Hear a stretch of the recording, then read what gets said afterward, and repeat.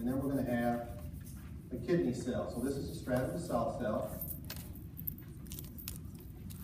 This is a liver cell, and this is a kidney cell. So your skin, your liver, and your kidneys work together to produce a very powerful form of vitamin D. Now there's 5 kinds of vitamin D, by the way, 1, 2, 3, 4, and 5. The one that we can utilize in our body is vitamin D3.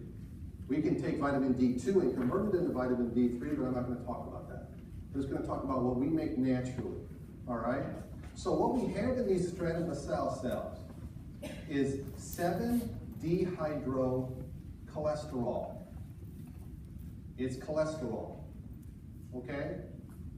This cholesterol is going to be converted into vitamin D3, but not a very powerful form of it.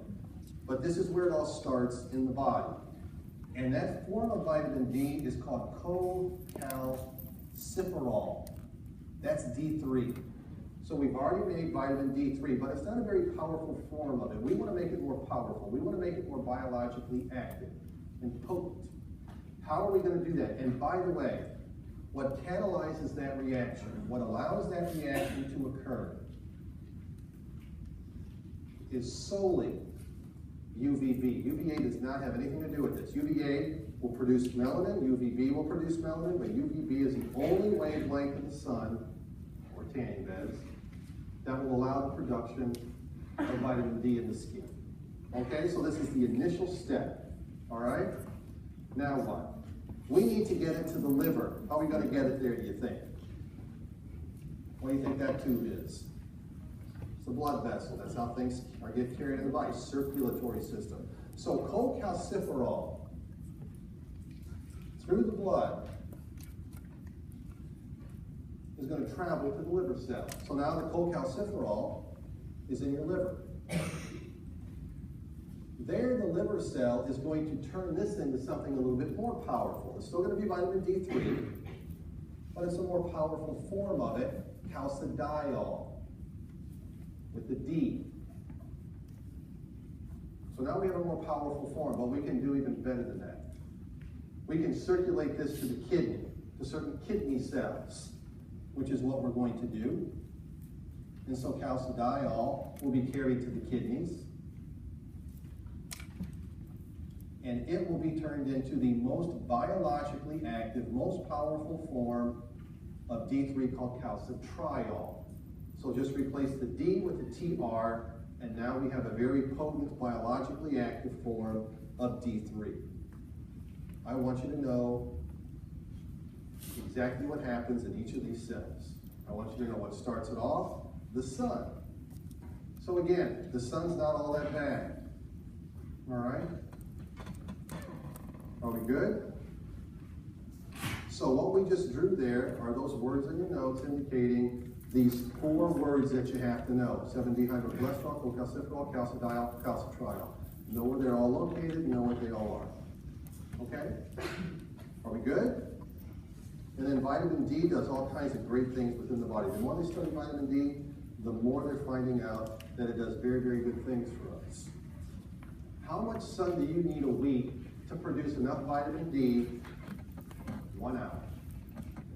For somebody with an average complexion, so somebody more or less with my complexion now with no tan, I need about an hour's worth of sun a week. Not a day, a week. I can get 10 minutes a day, and I would produce enough vitamin D for stuff to happen in my body that would be considered homeostatic.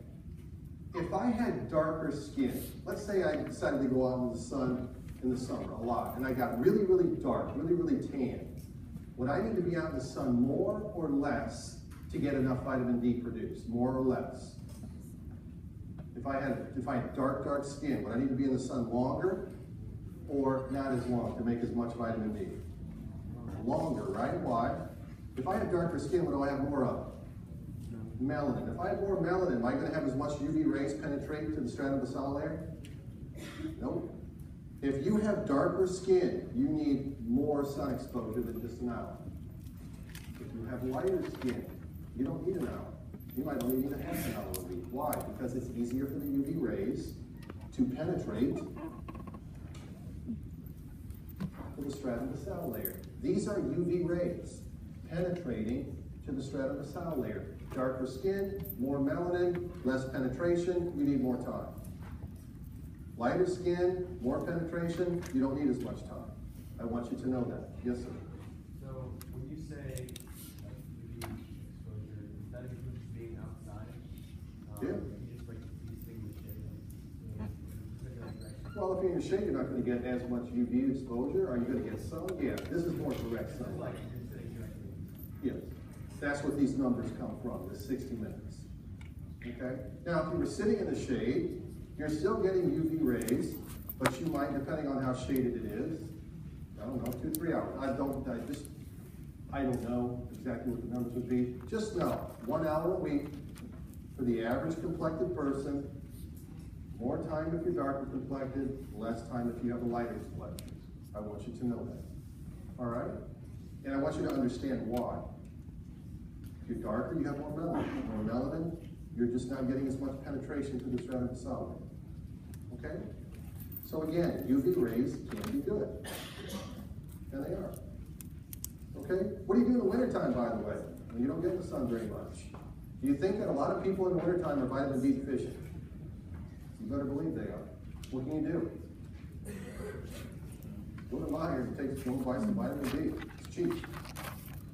I actually take vitamin D every day, and I get in the sun quite a bit in the summertime. I love to do yard work.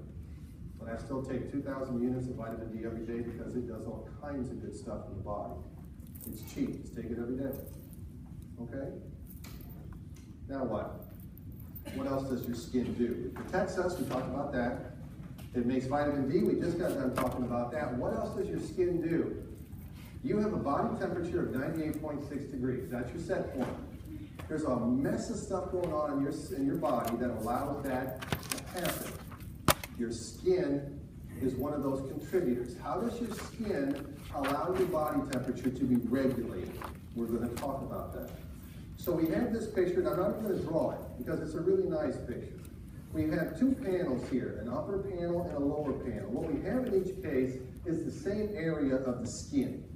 And in each case, we have the epidermal layer here, we have the dermal layer here. Of course we do, because the dermal layer is much thicker than the epidermis is. Same thing here. Same area of skin. Then we have these red tubes. The red tubes are blood vessels. Blood vessels carry blood. Blood carries heat. Carries a bunch of other stuff, but certainly it carries heat. So let's look at these two different scenarios. So let's say it's July, and we're out doing yard work, or we're in the gym and we're working out, and our body temperature starts to come up. Is that good? Do we want it to stay elevated? What do we need to do? We need to lower it. How can your skin help us lower our body temperature? This is one of the ways that it's going to do it. These blood vessels here are going to do something called dilate. The tubes are going to go from this to this. They're going to expand. They're going to dilate. Now, if you have a tube that's bigger, will you carry more blood? Yes, blood carries heat. So do you think you're going to carry more heat? Blood vessels that dilate are going to carry more heat. And look, I want you to notice something else in this picture and that picture, because this is cold down here. Look at the blood vessels. They get as close as they possibly can to the surface of the skin. By the way, are they going to penetrate within the epidermis? Do you have blood vessels in your epidermis? No, you do not. But we can get these blood vessels as close to the surface of the skin as we possibly can by doing what? Dilating. So now we have these blood vessels dilated enough to where they're butting up against the epidermal layer, carrying a whole bunch of heat. And so what's going to happen is that the heat is going to radiate from the body. It's going to be given off. More blood, more heat given off. More heat's going to be given off if you can get these blood vessels closer to the surface of the skin. That's why these arrows are bigger here. As we give off heat, what's going to happen to your body temperature as you give off heat? It's going to lower. You're getting rid of heat. Of course, that's going to lower your body temperature. So that's one of the ways that you lower your body temperature when your body temperature is too hot. You dilate blood vessels in your dermal layer. What about when it gets cold? So in about a month or two, it's going to get pretty stinking cold outside. So what do you do to maintain your body temperature when it's cold outside, for example? The complete opposite is going to happen. Your skin's going to contribute. These blood vessels are not going to dilate they're going to constrict. So now two things are going to happen as a result of that. Number one, less blood, less heat. And number two, notice where the blood vessels are. They've moved away from the surface of the skin. And so now we're not going to lose as much heat. So if your body temperature is down here, if you lose less heat, are you going to hold on to more heat? If you hold on to more heat, what should happen to your body temperature? You'll raise it. So what do you need to know? When your body temperature starts to go up, blood vessels in your dermal layer will dilate to radiate more heat. When your body's temperature starts to come down, the blood vessels in your dermal layer will constrict to conserve more heat. It's maintaining temperature at 98, at least it's attempting to. Okay? So your skin helps with temperature regulation by vasodilating or vasoconstricting, depending on what needs to be done. The other thing that your skin can do when you're hot, and we've already talked about this, right, is sweat. Well, let's just draw it. Let's make a little figure. There's body temperature. 98.6 degrees. Everything is good. Now we're up here. So, blood vessels dilate, and we sweat. Right? We sweat more because we're always sweating, by the way. Everybody in this room is sweating right now. You're always sweating. Why? Because you're always producing heat. Why? Why are you always producing heat? I heard it, I think. Cellular respiration, aerobic metabolism, right? Causes your body to produce heat. We know that. We learned it just a couple, 3 weeks ago.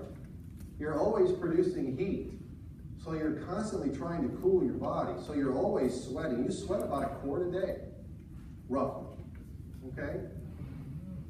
So sweat more, blood vessels dilate. That brings your temperature back to where it's supposed to be. Too cold, blood vessels constrict.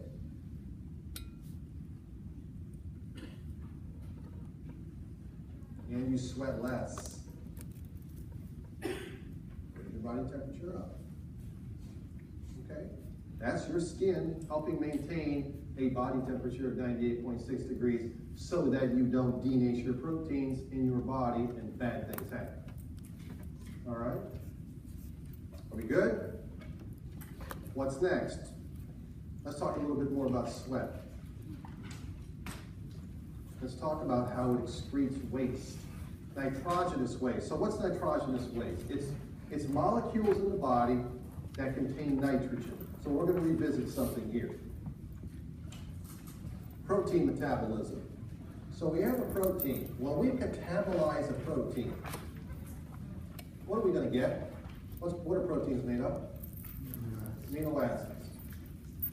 When we catabolize amino acids, what do we get? Toxic waste in the body that's called? First we get what? You were correct about urea though. Ammonia. And then ammonia can be converted into urea. These two are our nitrogenous wastes. They're simply molecules that contain nitrogen. Ammonia especially is a waste product. We need to get rid of it. And your skin will be one of the ways that we get rid of it. Now, the main way we're going to get rid of ammonia from the body, your kidneys, it's going to end up in your urine, and your liver is going to break it down into urea as well. But your skin is going to contribute to getting rid of some waste from the body. And these are the two wastes I want you to know. Ammonia, urea. That's why some people, when they sweat, they smell like ammonia. Because they have a little bit more ammonia in their sweat than other people do. Okay? Are we good? Not done talking about sweat though. Most of what is in sweat is water. About 98% of your sweat is water, roughly. Then we have ammonia, urea, and then we have a bunch of ions in it. We have a bunch of electrolytes in it. That's what Gatorade does in their commercials. Replenish your electrolytes. Why? Or why are they using that as a selling point? Because in your sweat you have a lot of ions, and if you sweat a lot, you're going to lose a lot of those ions, and you can mess up homeostasis in the body. What ions do we have in our sweat? The main ones: sodium, potassium, chloride, magnesium, calcium. We have them listed here. That's why if you taste sweat, it's salty, because these things come together to form salts: sodium chloride, potassium chloride, calcium chloride, magnesium